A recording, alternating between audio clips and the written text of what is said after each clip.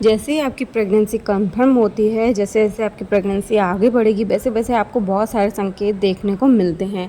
उन्हीं में से कुछ संकेत ये हैं कि जो आपको कुछ इशारा करते हैं। कभी-कभी तो ये संकेत जो होते हैं, ये कभी-कभी नॉर्मल होते हैं, लेकिन कभी-कभी इन संकेतों से आप कुछ समझ सकते हैं। तो आप पता लगा सकते हैं कि ये सिम्पटम्स जो हैं, वो लड़के के हैं या लड़की के हैं। और कौन से तिमाही से आपको पता लग सकता है, कौन से तिमाही से आपको कौन-कौन से बदलाव दिखाई दे सकते हैं आपके बॉडी में, सब कुछ आपको इस वीडियो में बताने वाली हूँ। सो हेलो एवरीवन, कैसे हैं आप लोग? आई होप कि आप लोग बहुत अच्छे होंगे। और वीडियो अगर थोड़ा सा भी हेल्पफुल लगता है आपको, तो वीडियो को लाइक करके चैनल को सब्सक्राइब जरूर कर लीजिएगा। देखिए, जैसे ही आपकी प्रेगनेंसी कंफर्म हो जाती है, तो बॉडी में बहुत सारे बदलाव आते हैं। उन्हीं में से एक बदलाव ये होता है कि आपकी बॉडी बहुत ज़्यादा जैसे ठंडी सी हो रही है, ठीक है। तो आप समझ जाइए कि अगर आपकी बॉडी ठंडी हो रही, क्योंकि इस समय बहुत ज़्यादा गर्मी चल रही है और गर्मियों के मौसम में बॉडी ठंडी नहीं होती है, बॉडी में बहुत ज़्यादा हीट सी होती है। तो अगर इस समय अगर आपको बहुत ज़्यादा ठंडी सी बॉडी लग रही है, तो आप समझ जाइए कि आपको लड़की होगी।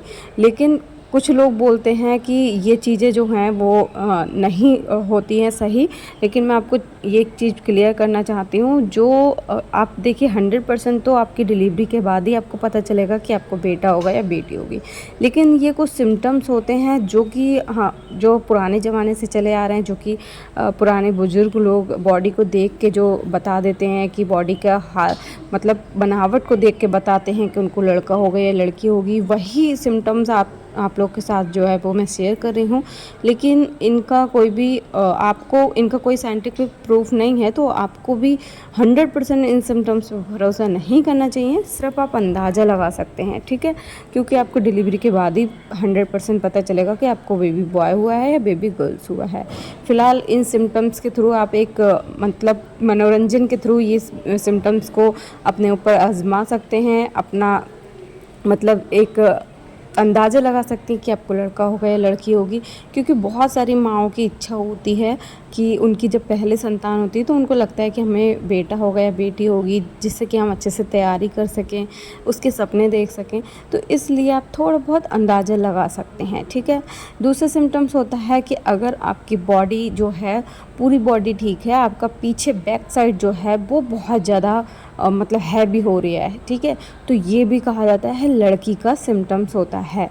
बाकी अगर आपका पेट जो है, पेट पे मतलब वेट बढ़ रहा है, पेट आपका थोड़ा बड़ा दिखाई दे रहा है और लंबे कार में दिखाई दे रहा है, तो ये लड़के का सिम्टम होता है।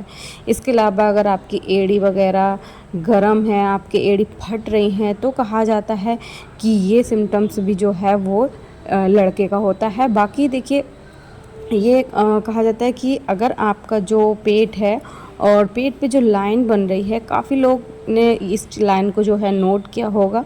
ये जो लाइन बनती है, ये क्यों बनती है और किस वजह से बनती है, इसके बारे में भी हम बात कर लेते हैं। वैसे इस लाइन को नीलिया नाइग्रा बोला जाता है और यह लाइन हर प्रेगनेंसी में बनती है। लेकिन इस लाइन का भी कुछ ना कुछ कनेक्शन होता है। कहा जाता है कि ये जो लाइन है वो अगर आपके नाभि से लेके नीचे तक सीधे जा रही है, तो कहा जाता है लड़का होगा। अगर ये लाइन थोड़ी सी भी तिरछी हो गई है, तो लड़की होगी, ऐसा कहा जाता है। और बहुत केसेस में ऐसा सही भी हुआ है। लेकिन ज़रूरी नहीं कि सबके साथ सही हो, ठीक है। सबकी बॉडी अलग है, सबके सिम्टम्स अलग हैं। तो आप लोग के क्या क्या सिम्टम्स हैं, मुझे ज़रूर शेयर करिएगा। इसके अलावा अगर आपको बहुत ज़्यादा वोमिटिंग की समस्या हो रही है, बहुत सर दर्द होता है, तो ये भी जो है सर दर्द की जो समस्या अगर आपको हो रही है, तो ये तो आपका लड़के का सिम्टम्स होता है। और अगर बहुत ज़्यादा वोमिटिंग होती है, तो ये लड़की का सिम्टम्स होता है। क्योंकि लड़की के टाइम पे मेरे केसेस में भी बहुत ज़्यादा वोमिटिंग हुई थी। लड़के के टाइम पे इतनी वोमिटिंग नहीं हुई थी, 1 या 2 बार ही हुई थी और मुझे फिर नहीं हुई थी। लड़की के टाइम पे लगातार 3 महीने तक मुझे वोमिटिंग की समस्या रही।